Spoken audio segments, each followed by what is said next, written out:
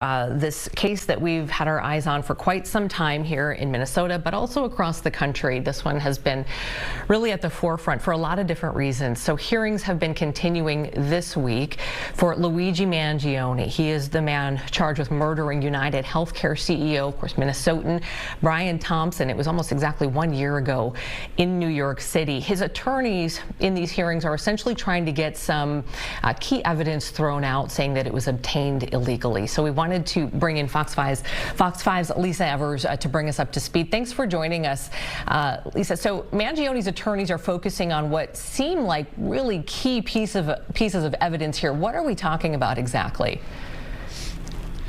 Well, Amy, what we're talking about, and I'm standing right now in front of Manhattan Criminal Court, the pre-trial hearing, which is in day 4 today, is going on in the 13th floor courtroom, and you're very right about the timing. During this day last year, Mangione was still on the run, and what is at stake here is what evidence is going to be in that trial. How important is it? It's very important, because we're talking about the backpack that was his. There's no one is disputing that.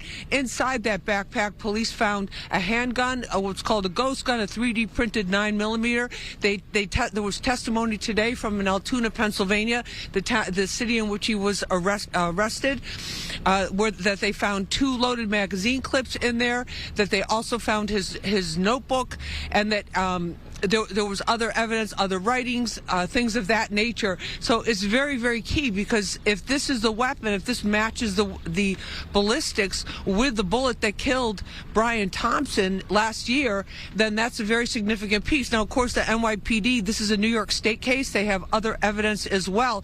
But his defense team saying, listen, wait a minute, hold on. The search of that backpack that revealed to those police officers in Pennsylvania was unconstitutional, because they did not have a search warrant. Now, I was inside the courtroom all morning, and there was a witness on the stand for a couple of hours. She's a 19-year veteran police officer, Officer Christine Wasser, and she's the one that was actually going through the backpack. She testified that she asked her superiors there, do we need a search warrant? And they said no. This is a search. This is a search incident, arrest, which basically meant that if they're arresting somebody, they have the right to search them, the same as they would if they confronted a shoplifter, and then with that shoplifter, they see somebody shoplifting, they say, show us what's in the bag, and then the evidence is right there. Very similar to that. That's a little bit different than what the law is in New York, so I think that's going to be a big bone of contention. She's obviously a seasoned police officer. She's obviously testified at trials before. Very, very methodical, very calm, very much sticking straight to the facts. But Amy, while all this is going on, the assistant district attorney who's presenting the case at this pre-trial hearing, he is going through minute by minute, virtually minute by minute, of the body cam video of all the police officers who are there. So they have to prove that search was warranted, and it looked like this morning they did a pretty good job of that. Amy? Okay, thank you. Yeah, I appreciate that. So about 7 witnesses so far up to today, and I got to ask you, because this is something the defense is going to try to bring up. We see this in different trials, but as you were listening to this, and I mean, considering how powerful some of these potential evidence is that they're trying to get thrown out, as you're listening to this, do you feel like there is room here for the potential of his Miranda rights being violated and some of this being thrown out? Because that seems like it would completely upend this entire case. Well, there's a lot. I was looking at what was happening today, and I'm like going, well, if the defense could say this, the prosecution is saying this. The prosecution was saying that, we haven't gotten to that point yet with that part of the whole thing. But she did testify today. She said, when we asked Mangione if we could search his bag, he said, I do not, something to the effect, this is not verbatim, but I do not wish to speak. And so, but they continued to search anyway. anyway under this Pennsylvania state law.